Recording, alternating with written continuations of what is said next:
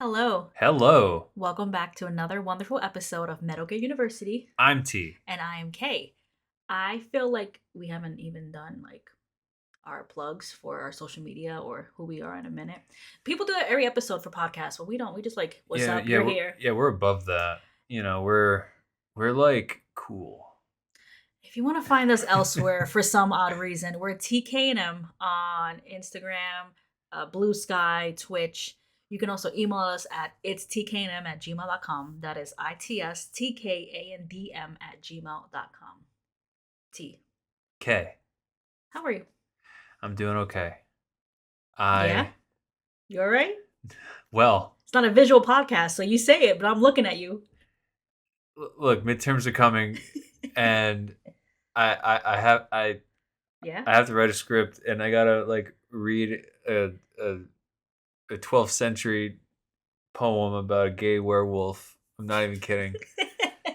Ooh, gay werewolf. They were furries in the 12th century. Who would have thought? I'm just busy, man. I'm so busy. And then I'm working with these puppets. And then, Like puppets, like of the government, or like actual physical no, like fucking puppets. marionette puppets. I Mhm. work with marionette puppets. And it's busy, man. Puppeteering is hard work. You know what advice I'm gonna give you? What? You didn't ask for it. Shut up. You know what advice I'm gonna say to you? What? It be like that sometimes. You're not helping. That's gonna hold you through the next couple of months, years. It be like that sometimes. I'm tired. I'm so tired. You got this. You good. You good. Uh-huh. You good, money. You good. Okay. Okay. So how are you? I'm fine. That's great. Everything's cool. That's I fantastic. made some really good beans the other day. They were good, I made some yakisoba today. and that was good too. I'm chilling. Everything's okay in my world. That's so swell. I'm really happy for you. I'm really happy. I'm kind of bored, not gonna lie. Okay. Anyway, T. This week, nothing's really been happening in the past 2 weeks. Like, I'm trying to think of like Metal Gear news or uh, any game updates. I mean, like, I feel like all the big things happened. Like, Resident Evil 9 came and went. Fantastic. Mhm. We have the Master Collection Volume 2 coming out for Metal Gear. Like, that's coming. We know it's here. It's been kind of chill. Yeah. They announced that Death Stranding 2 is on PC. That's it's not Metal Gear news, but it's Kojima. It's close enough. So wait, people on PC couldn't play Death Stranding too? No, they had to wait like a year. This whole time? Yeah. Why? Because it was a Sony exclusive? Yeah. And they wanted like some exclusivity. So okay, yeah, it's exclusivity, but it's not exclusive because if that was the case, Bloodborne would have been out.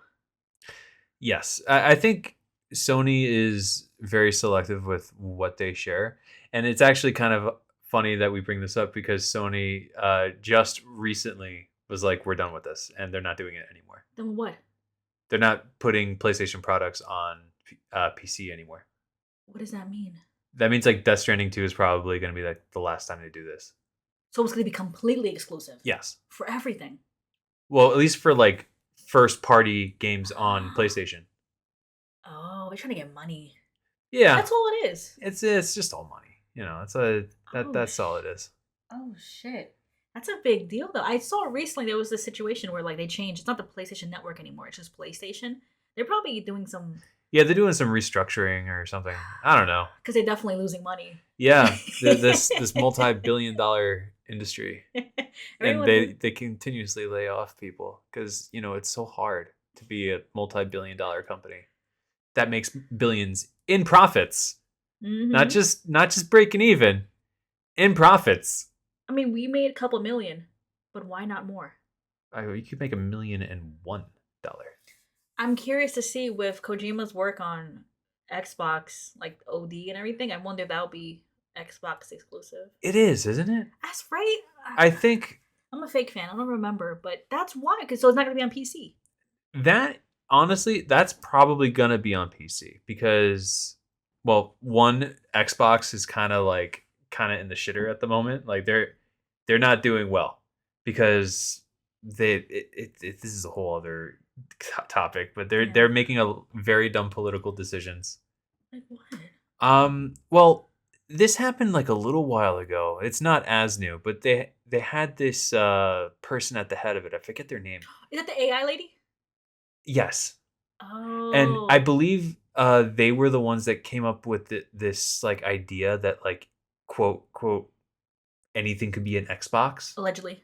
So, Allegedly. Yeah, if it wasn't her, it was definitely somebody within the top Microsoft uh orbit. okay. And they were like, "Oh, okay.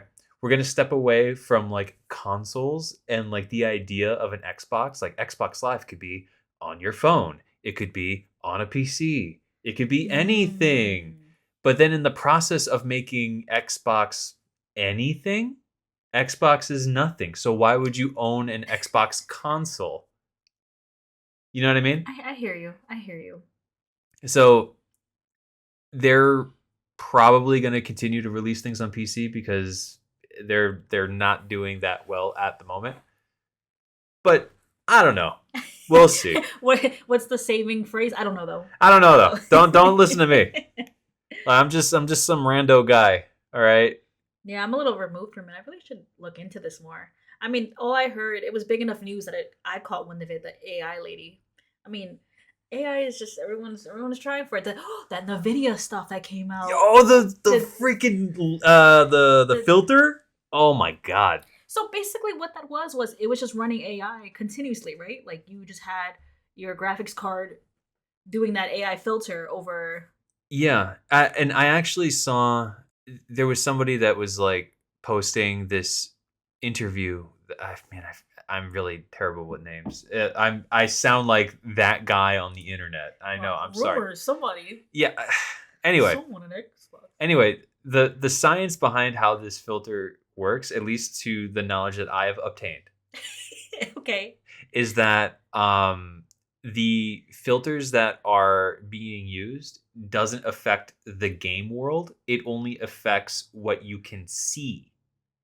Does that make sense? What's on the screen at the time? Yeah. So Okay. like characters off camera, they don't have the filter on. Okay. Meaning that there's going to be some sort of like lag with this filter in real time. Mm. At least from what I came to understand, like if you run your PC at a high enough level, you're basically like going to be able to run so fast that you're going to break the limits of the filter and you're going to run out of the Okay, layer. because it's rendering as it goes. It's rendering as you see the world. Yeah, because it's a filter. It's like Yeah, it's basically an Instagram filter that you're putting over the game. interesting.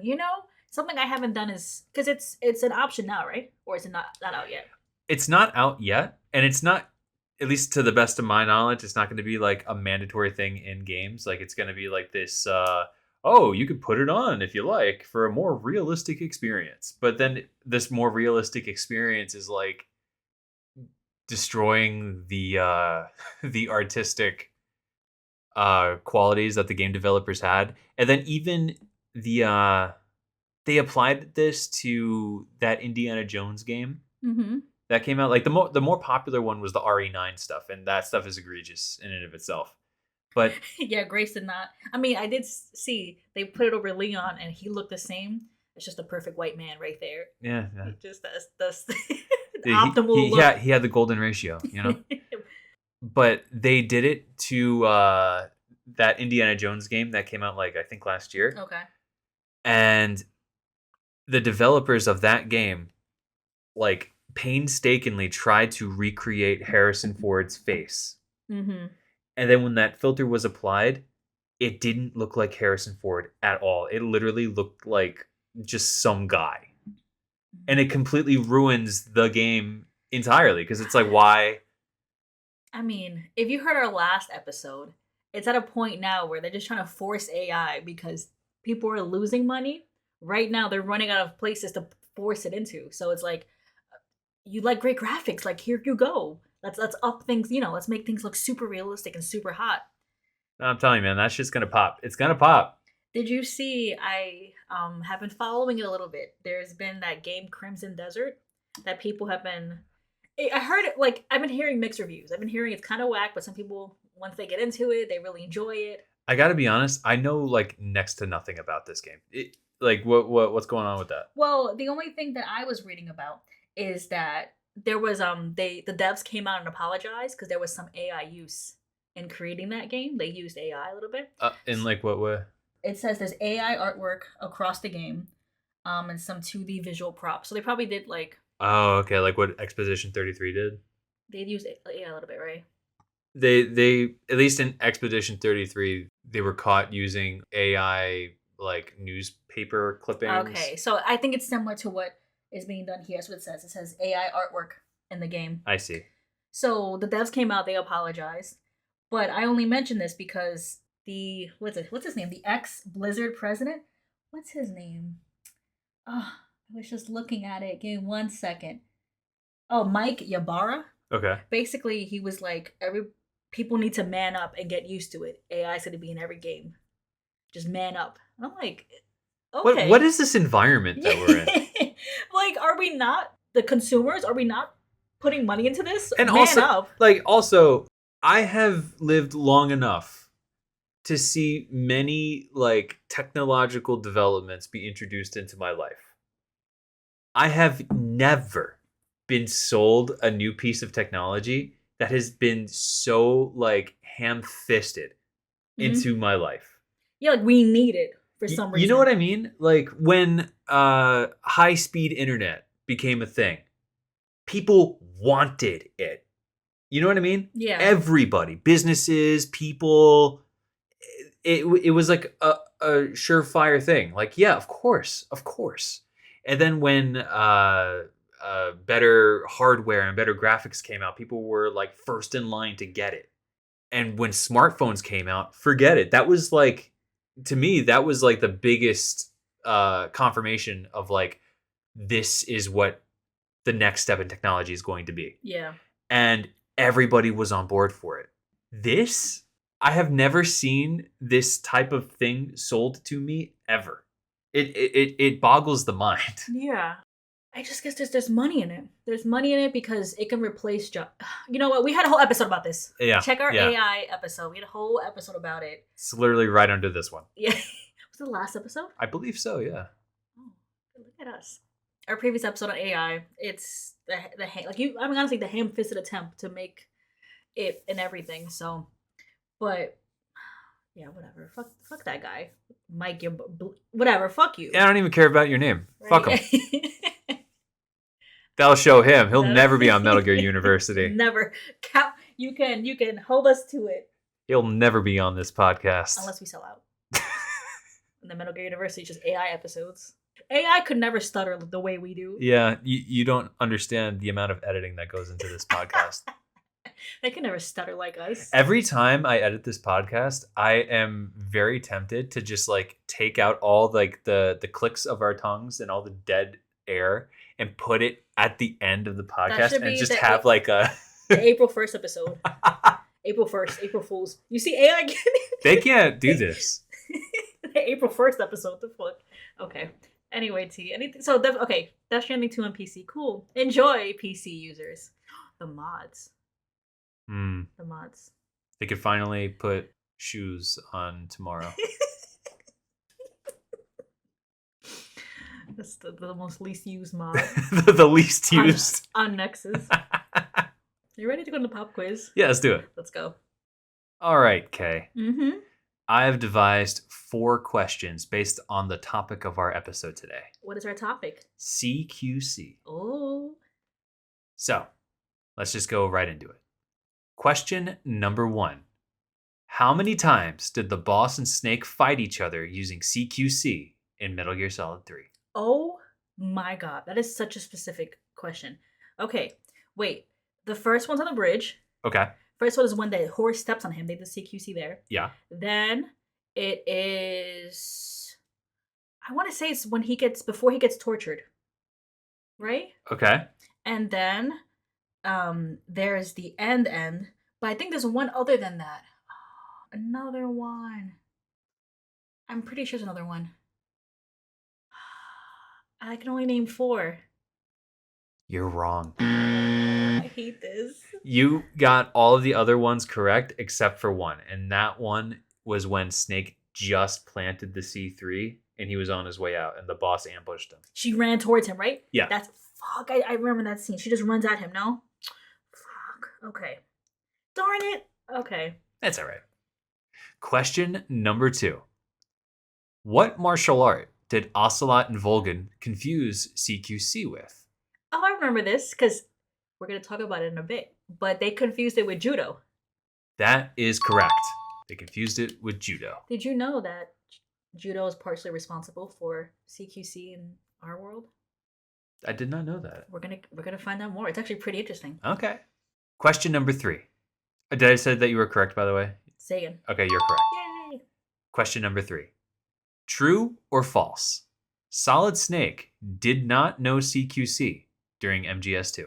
Oh, that's false. No, Big Boss taught him CQC back on was it like Metal Gear games? He knew it, didn't he? Yeah, he knew. Okay. So you're correct. He did know. Thank you. You're welcome. Question number 4. Last question. Why did the PMC soldiers want to learn CQC in Metal Gear Solid 4? Oh my god. I actually don't know this. I'm thinking about the soldiers on the beach with him in Peace Walker, but what do you mean? False. I'm wrong. I don't know. Okay. Wait, what happened? Well, Big Boss was... It's actually similar to why they wanted to learn it in Peace Walker. Like, Big Boss was seen as like a really cool dude, and in Metal Gear Solid 4, in that universe, like the tactics on how to use CQC was released, so everybody wanted to do it.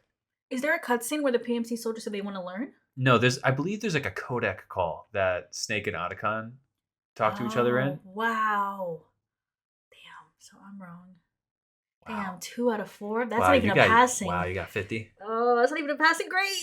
Maybe in a different state, but in New York, that's not even a passing 65, and I'm... Yeah. Everyone else listening, though, I bet you got 100%. I hope you guys did, because Kay got 50. So that is so far the lowest grade you've ever gotten. On to the episode, please. I can't believe that's the lowest grade I've ever gotten for a pop quiz. It's fine. I did a lot of research for today, though, so maybe it'll even out. Yeah, maybe if you do a good job here, I'll curve it to like maybe a 60. That's not even passing. Okay. 65 is all right, passing. All right. I'll curve it to a 65. You pass me? Depending on the quality of the research. You're going to have to really wow me. I mean, I did show you, the video I found for today's episode. Okay. Kind of good. All right. Okay. So, anyway, this week's topic is CQC. And there's a number of topics I wanted to research for the 201 episodes. Uh-huh. But recently, Mr. Chuck Norris died. Mm-hmm. And so I went from like Chuck Norris, and then, what he's kind of most famous for is that fight with Bruce Lee in Way of the Dragon. He was like a student of Bruce Lee's, if I remember, right? I don't know of this man's life. I actually don't know. I could be wrong. Like, I think Bruce Lee taught him martial arts. Is that the case? I mean, all I know is that, that was like his first real appearance, I think, in a film. Uh-huh. So anyway, that's how my mind went. It went from Chuck Norris died to basically the Way of the Dragon, Bruce Lee fight. And then I was like, wait a minute, martial arts. Let's talk about CQC. Let's see if it's an actual thing. I'm trying to look real quick to see if Chuck Norris was trained by Bruce Lee. And I'm not seeing anything. Oh. I'm not seeing anything. I guess I could be wrong. Maybe he just was nice like that. Okay. They worked together. Oh, they worked together. Yeah. Oh, okay. Anyway, so I'm not the big Chuck Norris fan. Back in the day, the Chuck Norris jokes were always cute and whatever. Man, that was like an early internet joke. Early meme shit. But Chuck Norris is like the wild Republican conspiracy theorist. He's like Trump supporter, FYI. I didn't know he was like a conspiracy theorist. Yes, he was big around the Obama birther team. Oh, he was like one of those birther people? Yeah. Okay. So I had no idea. He kind of flew under the radar for me until I did some research. Because I was going to be like, oh man, Chuck Norris, I don't give a fuck now. Sorry. Anyway, sorry to you for cursing, not to anything else. I'm glad he's dead. But he hurt many people. I'm sorry. It's not that kind of podcast. I'm sorry. It's not that like I'm shying away from political stuff. No, we talk about. I mean, I just was it our last episode not fully? Yeah, that's true. Anyway, Chuck Norris died, martial arts, Bruce Lee, etc. I was like, CQC. I am not proficient in any kind of martial arts. I'm not even like I don't really watch that much kung fu movies. Back in the day, I used to like the Raid used to be like my jam back in the day. But I was like, CQC. Is there any basis in it? What's the history behind it? And let's basically break down if there isn't a real world comparison, how close it is to the game, how close it is to what we see in the game. Did you know CQC is actually a thing? I know that it's like there's like a real world equivalent. It's probably like in my mind it's not as cool, but like there's something like an actual basis for it. Yeah. To me, when I think of like fighting in the real world, especially like military, I'm thinking of like grappling or just a quick maneuver to get a gun away from you, but I didn't realize it was an actual kind of training that's done or a profession like an art. And there actually is. So first off, in Metal Gear, CQC. Okay. I'm gonna ask this additional pop quiz question for you. Ooh, okay. Who created CQC in the Metal Gear series? It was the boss and Snake. When? I don't know the year, but it was like in the 50s. Yeah, that's fair. Okay. And CQC, especially, we see it in Metal Gear Solid 3, and it's phenomenal. It's almost like superhuman. We see the boss like disassembling a gun. We see her overpowering Naked Snake.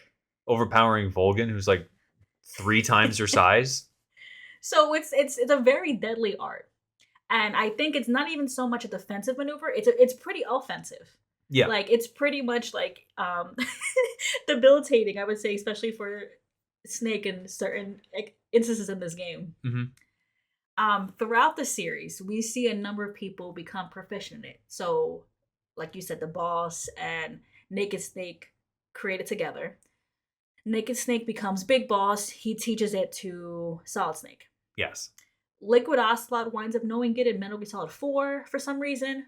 I'm chalking that up to him loving Big Boss so much that he just wants to be close to him. That was his way of that's the way I saw it. And towards the end of 3, I think when they were fighting in the that plane, like he didn't like learn CQC per se, but you could tell that like he was catching on to like the way that it's done. Like he was beginning to learn how to dance, if that makes sense. I could imagine in their time together, it was a way of them to bond and like the foreplay. Yeah, it was for sure the foreplay. Venom Snake in Metal Gear Solid 5 knows it as well. And I think too, even the soldiers on Outer Heaven probably were taught it. I mean, yeah. If Venom knew it, I don't think he was brainwashed to know it.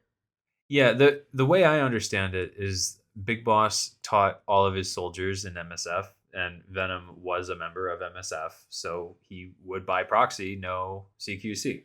Even though Venom was the medic, I guess everybody on that base was proficient in multiple. Yeah, I would assume that's probably part of like the standard training that you do.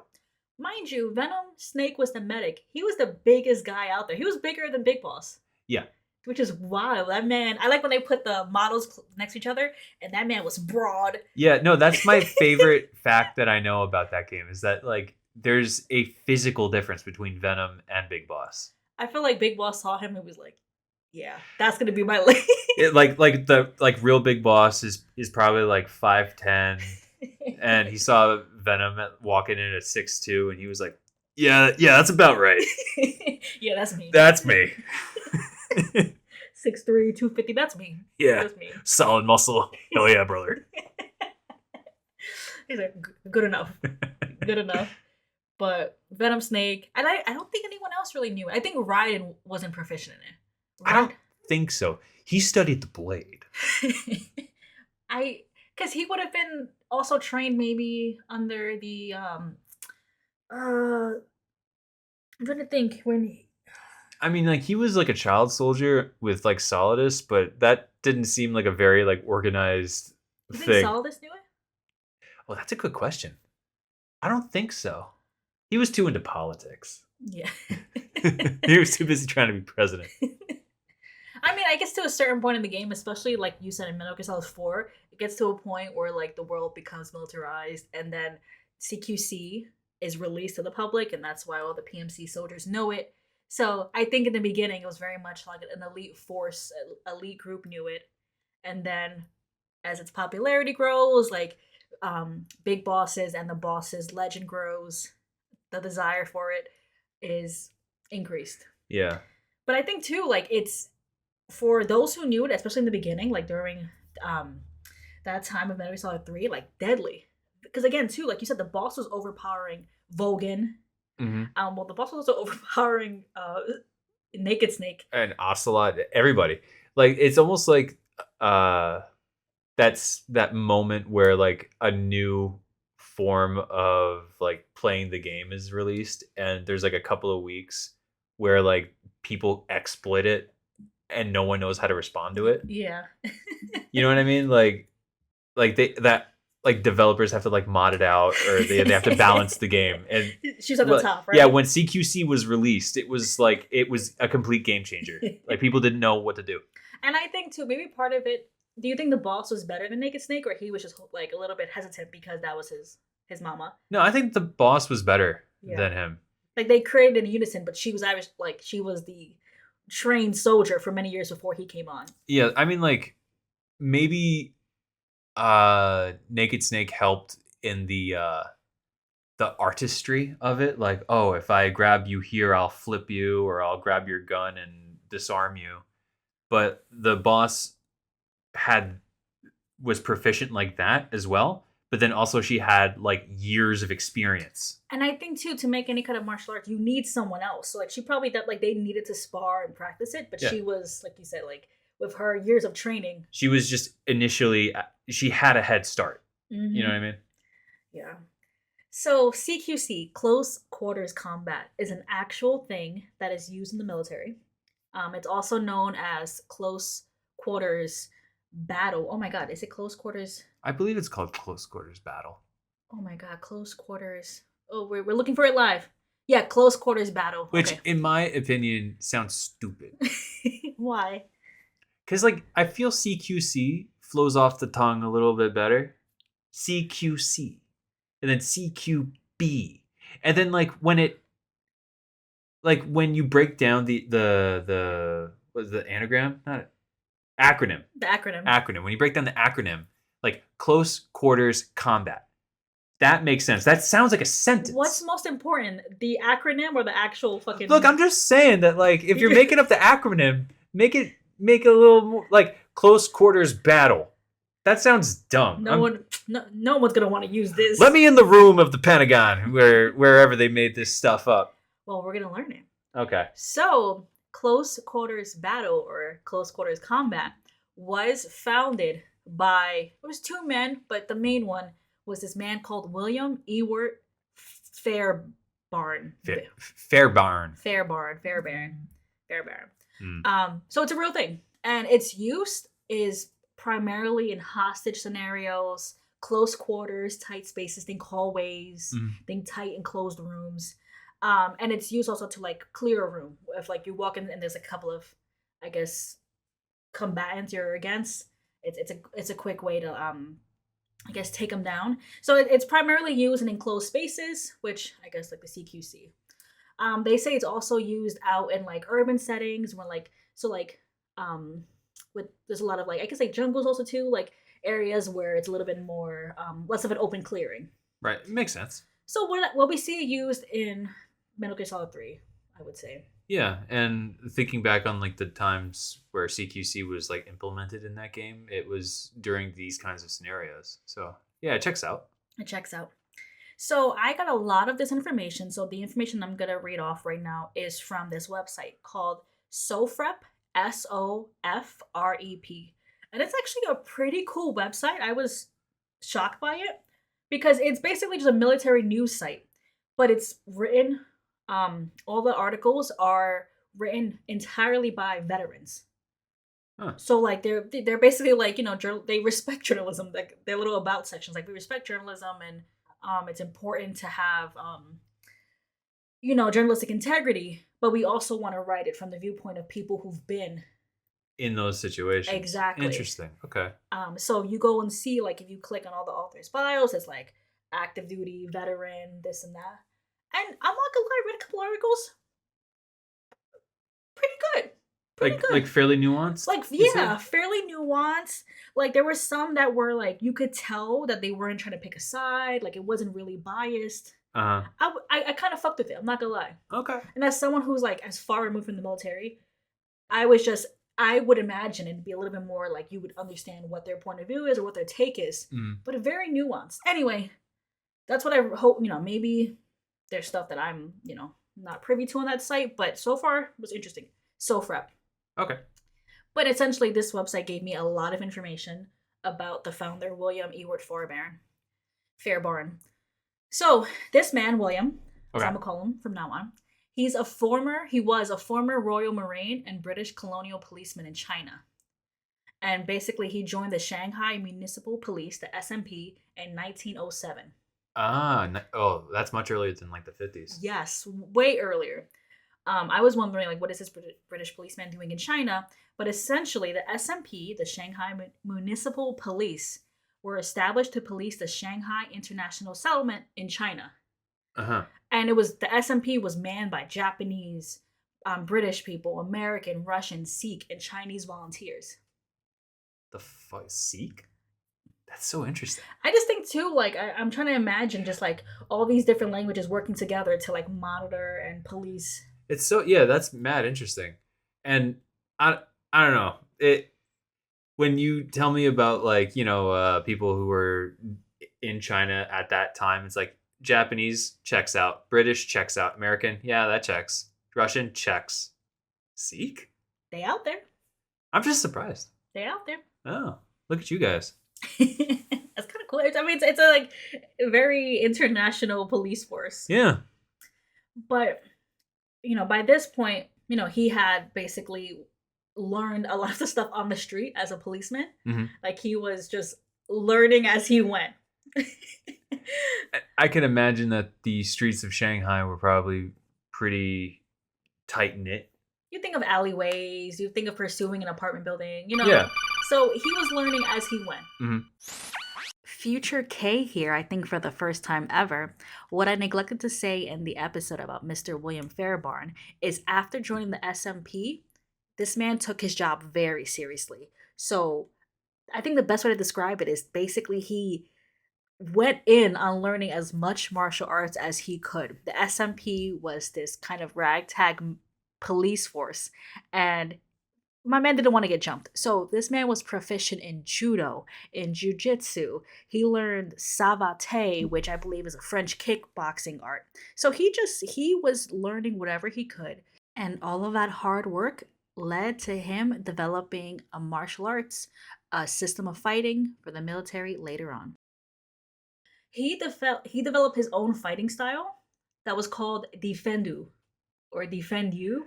I do not know the pronunciation. Mm-hmm. With this guy called Eric A. Sykes. So he went from the police force to actually creating a fighting system that was used in World War II. What? Huh? Oh, interesting.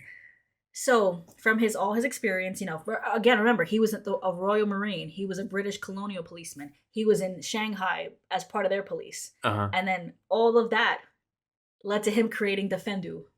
And it was used in World War II. Was this like widely implemented, or was it just Yes, he would do trainings. And we're going to play a clip later that is him like leading trainings. Oh, that was him in the clip. I think so, yeah. Interesting. But Defendu was made in the 1920s. And I guess it got popular, or like basically maybe it was useful. They had found it useful, and it was widely implemented, and people were training it during World War II. Okay. So Defendu was primarily supposed to be a self-defense art. It's supposed to be a way to just protect yourself, and get you away from a combatant. Makes sense. Later, from Defendu, CQB was created. And CQB was to like actually disable an opponent. I see. So Defendu was just purely defense. Yeah. And CQB was like, I'm gonna finish the job. Yeah, I'm completing this mission. Okay.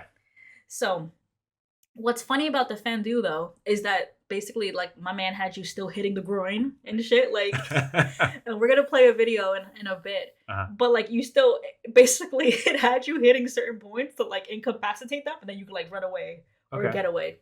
CQB was I read articles and posts, and it's like you can use it lethally. Like going for the kill. I see. So we have the basis for the system that's used in Metal Gear Solid 3. Okay. It's an actual, and it's kind of cool to think that like it was a system that was primarily used and utilized in World War II. Much like how the boss used it. I wonder if hypothetically, if we're saying that like if we were making like the boss video game, do you think Defendu would be like what if she sees Defendu in the wild and she's like, huh? And then she puts her own spin on it, and thus CQC was born. You know what I mean? I mean, I think that is essentially, I think what happened. Like, Defendu was the first iteration of this close quarters combat, and they're like, that's cool and all, but like in certain situations, you're not trying to get away from a combatant. Like, there are things you need to complete, and this person's in your way. So I can imagine Defendu needed to be updated a bit. Yeah. So I could to your point in the game, she probably went through things where there had to be no survivors or witnesses, and then CQC was implemented. Interesting. So this information, and considering it was used in World War II, I think that this is where the military advisor for the Metal Gear Solid series got this information, and he had probably some expertise in this. Right. Who's the guy's name? Motosada Mori? Yeah. So he's been the military advisor since the beginning. Oh, okay. Since the beginning of the series. Not just 3 or 2. He's been since like 1? He's been there. I mean, I've seen videos of him when they were working on Metal Gear Solid 2. Very cool. But I'm pretty sure he was even there beforehand. Very, very interesting. And again, this being Metal Gear University, if you have any information or if I'm wrong about something, let me know. Email us. He was the military advisor for the series, and he was giving lectures to developers. Like, I found he would put like the developers through drills. He would sit them. What happened? Yeah, no, I was just gonna say I remember seeing clips of those, like just a bunch of office workers like clearing rooms professionally. So he would have them, it'd be like a lecture where they'd sit there and he would go through the tactics to clear a room, how you would handle if someone apprehended you, how you would hold someone up. And so there was a Konami interview, and we're going to have a sources section. It'll be one of the sources. But he stated that CQC is primarily for fighting when your combatant is close to you. Okay. Or for enclosed areas. So like what I said earlier. So I can imagine he was trained in that. Something funny that he also mentioned is that you know how the boss disassembled a Naked Snake's gun in 3 in that funny little moment? Yeah. That's basically impossible. Like, she's just a G. Like, that you can't do that. That's not the point of Defendu or CQB. But the boss did. It's possible. Why would they lie? Why would you lie to me? Basically, that is impossible. But the basics of CQC and what she did is used today. Yeah. Now, like, thinking about it, like, I'm not like a gun guy, but yeah, I would assume that maybe you have to like unscrew something to like. I think something's maybe snap into place. You know what I mean? Like the idea that like you could just kind of like shift something slightly and then the whole thing falls apart. Yeah, that does seem a little. I think in the game, then they slow it down and they show like what she did. Like, she kind of like Oh man, I don't remember off the top of my head, but like I think it's a little more complex, right? Yeah. It's not like a Lego piece you snap on. I thought guns work like that. You can 3D print more. Yeah. But basically, the basics of what she did and where it was used is, I think he was a really big part of teaching the team that, and I think that's why it looked really good in the game. I think, honestly, I am curious if they were to make a The Boss game, if we would see her, like you said, using Defendu and then going into CQC, especially considering the guy who made Defendu was like a Royal Marine, and then a British colonial policeman. Yeah, it would check out. So like the timelines kind of line up, which is kind of cool to think about. Yeah. But Motosada Mori was a big part of making sure it looked as clean as it did in the game. So I thought it was important to include him in here and show like basically he was a big part. And I think honestly, I think CQC is one of the best parts about the game. Seeing, Yeah. I mean, it's the last moment in 3. I mean, not just in 3, you get to see how CQC is used in 5, and there's a lot of cool little things that Solid Snake uses CQC in 4 as well. Like just like small little things that like you know that they really became CQC dorks and wanted to put everything that they knew about it into the game. Like I love stuff like that. Yeah. It's pretty cool to think that like it's based in something that's truly, truly used even till today.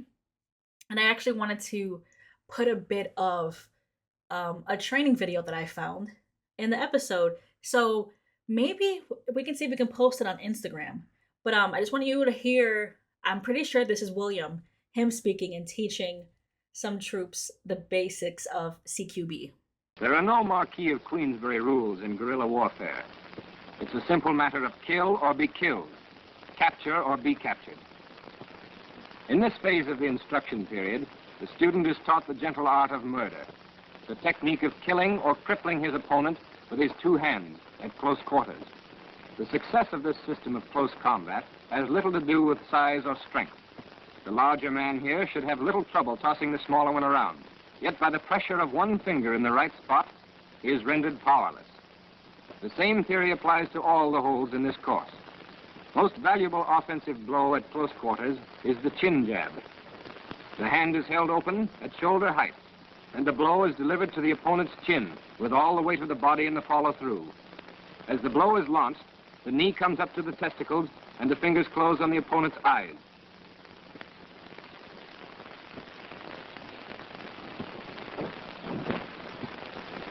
If your adversary holds you up from the rear, turn away from the gun, falling into him.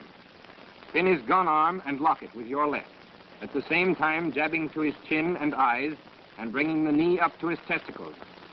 As he falls, go with him, keeping your knee in his groin. To disarm from the front, bring the left hand quickly across his shooting hand, grasp the pistol, and deflect it toward him.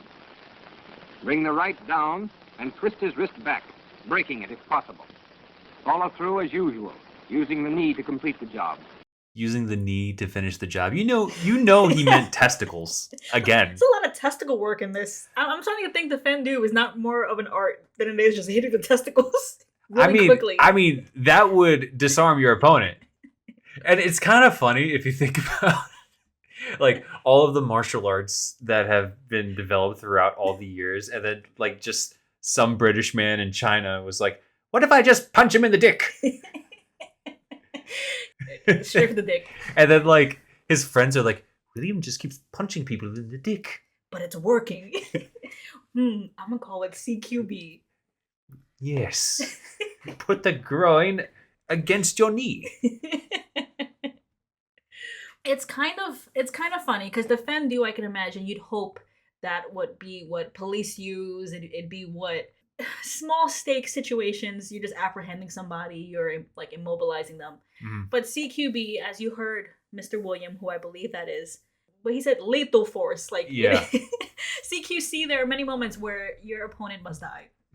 What I found, there was a study I found. It's 20 years old, but I did my best. There's a study that was done in America, and basically it was looking at CQC to see how often it is used currently. Okay.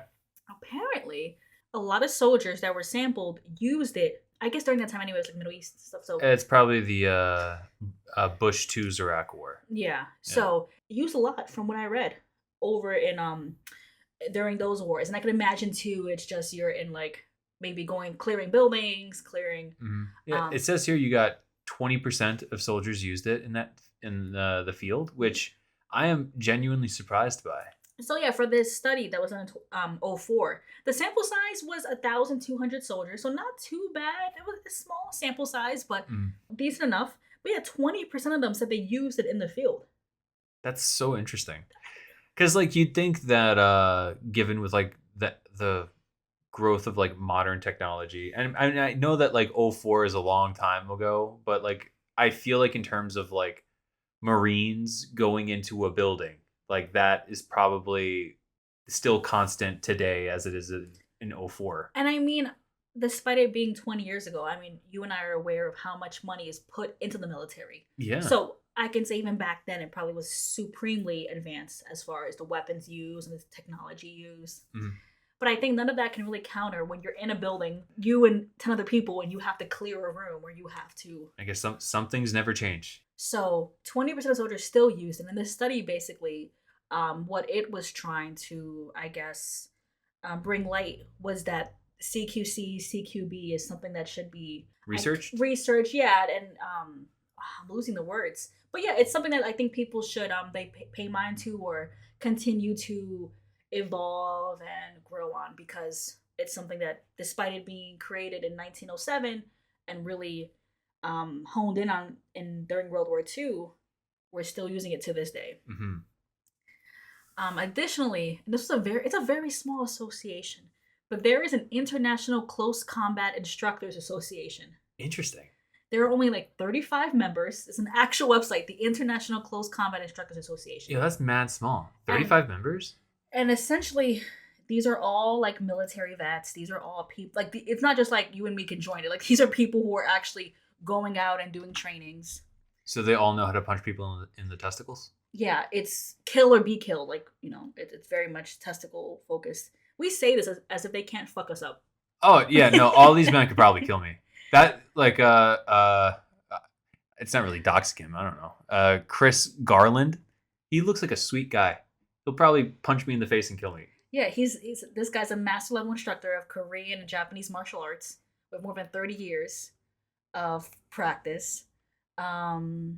He was in the U.S., the Special Forces, Navy SEALs, Air Force, like. Oh, okay. He's one of those dudes.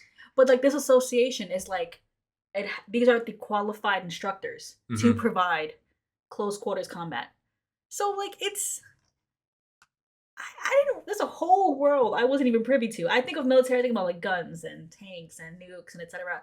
But there's a whole other side to it. There's a whole section of just like, I think honestly the most stressful part. Like, you know what I mean? You talk about room clearing, hostage. What did I say in the beginning? Like, this is really used for. What did I say? Oh my god, wait, I'm trying to go up to close quarters, tight spaces, room clearing, hostages. So this is this is an art. Yeah, this is the most intense part of probably being a soldier. Anyone can be trained to shoot a gun and snipe. It's you and the other guy in a room. And you're making eye contact with the dude. Oh god, no, that sounds scary, man. So that's why I think that this this study that I found. Oh my god, I should probably. What is the person's name that did this study? Peter R. Jensen. So I could imagine that his focus on in that study was to be like, look, more research needs to be done on this to better support the soldiers, because we're also talking about soldiers who are very like stressed out and very nervous about like scenarios like you know what I mean? This is a very tense situation. So like we really should make sure we implement best practices when it comes to CQB. But yeah. See, that's honestly all I really wanted to say about CQC. It's real. What we see in Metal Gear is actually, it's maybe not a 1-to-1, but close quarters combat is something that's still being used to this day. No, it's the real life counterpart. This kind of reminds me of when we were doing our 101s with Metal Gear Solid 3, and there was that plane that Snake flew in Operation Snake Eater. Yeah. Like the Blackbird.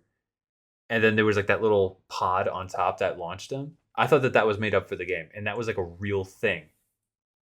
And shit like that blows my mind. And like knowing that this is a real thing is just as cool. I love stuff like this. This is the point of Metal Gear University, to give you some tidbits to inspire you to go out and research this on your own. We will put the resources. I have 7 resources. 2 of them are videos, and you'll be able to look for yourself to gain a better understanding of, Kojima's attempt to mix the real world with fantasy. Mm-hmm. Oh, and before we end, I wanted to point out something. And if you post the training video on Instagram, don't you think it's kind of cool? Yes. That we didn't even say this. The instructors and the people that partook in that video wore these like Hamburglar masks. They're called like domino masks. Yeah. And who else wears a mask like that? Yeah, okay. So you're going to see in the video that you heard earlier in this episode. In that video, it's William and, the people he's instructing, his participants. He's showing CQC techniques. They're all wearing the domino mask. And I watched that video, a couple days ago. I wanted to make sure it was a real video. Mm-hmm. You watched it once earlier this week, and you were like, is that not Skullface? And I'm like, what are the chances? Why would they even wear that? I don't know. And I mean, we looked up before we recorded, and we were like, is there like an actual reason? Was it ever stated on why Skullface wears that mask? And people just kind of like speculate, but there's nothing concrete. So we're throwing our theory out there that maybe Skullface wore this mask as a reference to these top secret espionage stuff that the British used back in World War II. I mean, I think it makes sense too because Skullface was there to clean up after Naked Snake in Metal Gear Solid 3, which would be the time where CQC. Well, CQC was just, I think, implemented in World War II. This is right after Cold War. Uh-huh. So he would be in that era of it being popularized. Yeah. So, like, for him to wear it makes sense in that time frame. But, like, there's no other... I mean, unless someone knows, if you're listening, you know why he would be wearing a domino mask or whatever the hell it's called. Yeah, I mean, I've heard it like it's like a reference to Phantom of the Opera, but I mean, I can understand that reference, but I've never seen anything like concrete that is the reference. Why would he be referencing Phantom? Like, what's the... Off the top of my head, I don't remember. I'm just saying that that's what some other users of the internet have said. So we're saying it here first. He's wearing a domino mask to reference the founder of the CQC system, William Ewart Fairbairn. And also, let us not forget, his co-founder, Eric A. Sykes, is referencing them in this video. I'm telling you, Metal Gear University, we're up. We're up, T. We're doing it, man. I'm telling you. Right when we finish Metal Gear Solid 4, the Volume 2 collection gets announced. What was the other thing we did? Something else? Didn't we start We started the podcast, and then they did the Metal Gear history thing with David Hayter. Yeah, they took our ideas, man. I'm telling you guys, we're up. We're up. Let it be known. Look, if you're in here, just know that you're in the center of the universe. Things are spoken here, and then stuff happens. I'm telling you. We're just saying. Look, we are prophets. What did you say that I was? I have premonitions of things that happen already. Yeah. Yes. So that's my stand power, because I'll have a dream and then we'll look it up and like it happened like months ago and I'm like, okay, cool. Okay, anyway, T, thank you for this episode. I hope you learned a little bit about CQC and it was pretty interesting. It was. I actually learned quite a lot. Mm-hmm. So thank you for educating me once again on a piece of Metal Gear Solid and a piece of our real world. And I know a couple of people who listen have been in the military, who are veterans. So if you have any information you'd like to share with us, if I'm wrong, if I'm missing something, please email us because we'll be sure to include it in the next episode. Yes. Sorry, you're going to say something? Go ahead, T. If you're a member of the military or was a member of the military, what was CQC or CQB training like? And is it still groin heavy? Like, is it still... That's T's question. Like, do they still tell you to go for the dick? I'm just curious to know. That's the most pressing question. It's on the forefront of my mind. I have to know. Anyway, as always, follow us on Blue Sky, Instagram, Twitch, TKANDM. You can email us at itstknm@gmail.com. That is ITSTKANDM@gmail.com. If you haven't already, please rate us wherever you listen to podcasts, whether it be Spotify, Apple, oh my God, the other ones, Overcast.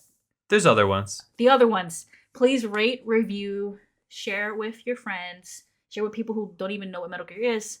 We're the perfect podcast to get them situated. I think so. We're very newbie friendly.